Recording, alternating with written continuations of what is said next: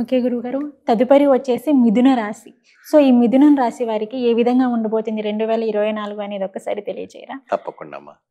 మిథున రాశి వారికి కూడా చాలా చాలా చాలా బాగుంటుంది. కొన్ని గ్రహాలు వ్యతిరేకిస్తున్నప్పటికీ కొన్ని గ్రహాల ద్వారా అనుకూలంగా ఉండడం అనేది జరుగుతూ ఉంది. సో పెద్దగా మీరు చింతించే అవసరం లేదు. ఓకే. మిథున రాశి వారికి ఈ గ్రహ అనుకూలం ప్రకారంగా మీరు చేయవలసినటువంటి విధి విధానాలు ఉన్నాయి. సో కొన్ని గ్రహాలు అనుకూలంగా ఇస్తున్నాయి, కొన్ని గ్రహాలు అనుకూలంగా ఇవ్వటం. ఏంటి గ్రహణాలు అనుకూలంగా ఇస్తాయి అంటే శుక్రుడు కావచ్చు, గురుడు కావచ్చు, బుధ గ్రహం కావచ్చు, మన కేతు గ్రహం కావచ్చు. ఈ 4 గ్రహాలు సహకరించకపోతే ఫైనాన్స్ పరంగా కొన్ని ఇబ్బంది పడడానికి అవకాశాలు ఉంటాయి. ఏదైతే కూడా వాళ్ళు కన్స్ట్రక్షన్స్ చేయాల్సుకున్నా, ఇంకేదైనా పెట్టుబడి పెట్టాలనుకున్నా, ఏదైనా బిజినెస్లో కొత్తగా పెట్టాలనుకున్నా కూడా ఈ సంవత్సరంలో అది ప్రత్యేకంగా కొద్ది దోషాలు కనపడుతుంటాయి.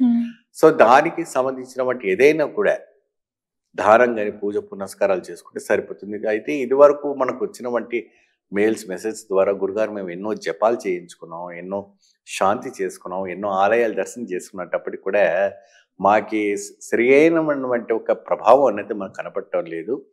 నాడీ శాస్త్రంలో కావచ్చు, మరి విశేషమైనటువంటి ఏదైనా పూజ ఉంటే వివరించాలని కూడా మనకి చెప్పడం జరుగుతుంది. కాబట్టి వాళ్ళకి చెప్పడం జరుగుతుంది. ఈ 2024 సంవత్సరం అంటే గత సంవత్సరం కానీ ఈ సంవత్సరంలో మీకు బెటర్గా మీకు మంచి మార్పులు ఉండడానికి అవకాశం ఉంటుంది.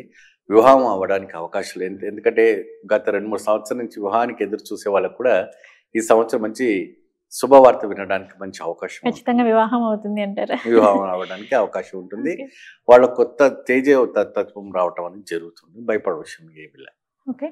ఓకే గురుగారు, ఈ మిథున రాశి వారు ఆలయ దర్శనం ఏ ఆలయాలను చేసుకోవాలి, అలాగే వచ్చేసి ఏంటంటే వాళ్ళు ఏమేమి దానం చేయాలి, ఒకవేళ వాళ్ళ జాతకంలో కనుక దోషాలు లాంటివి ఏమైనా ఉంటే వారు ఏ విధమైన పరిహారం చేసుకోవాలి అంటారు?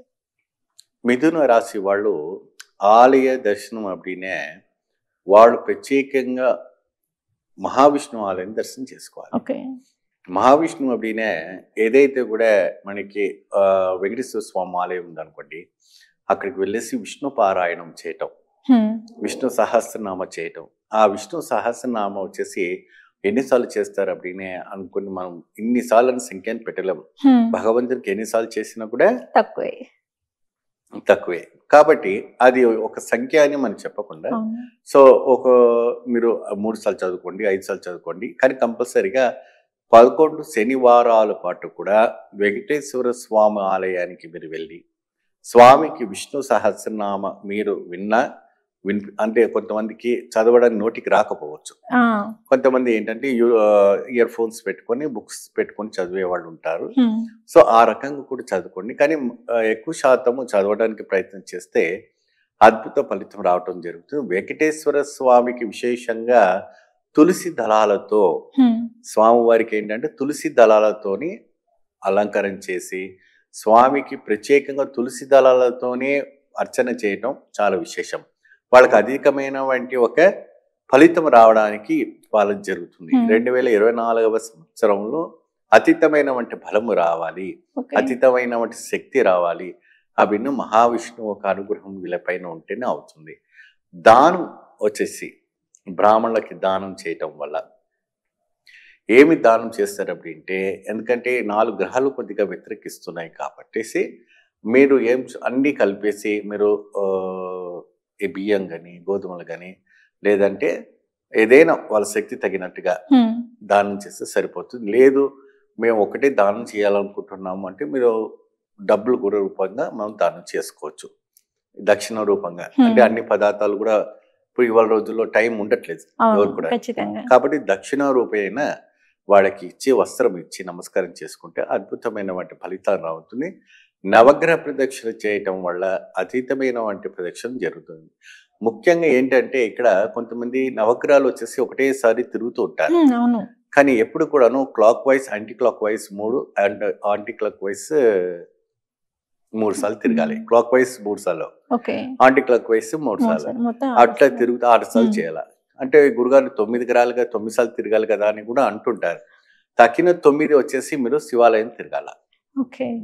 ఆ శివాలయం కూడాను clock wise anti clock wise ఎప్పుడు కూడాను సూత్రంకి అడ్డం రాకుండా తిరుగుతూనే ఆ ఒక అద్భుతమైనటువంటి ఫలితం రావటం అనేది జరుగుతూ ఉంటుంది.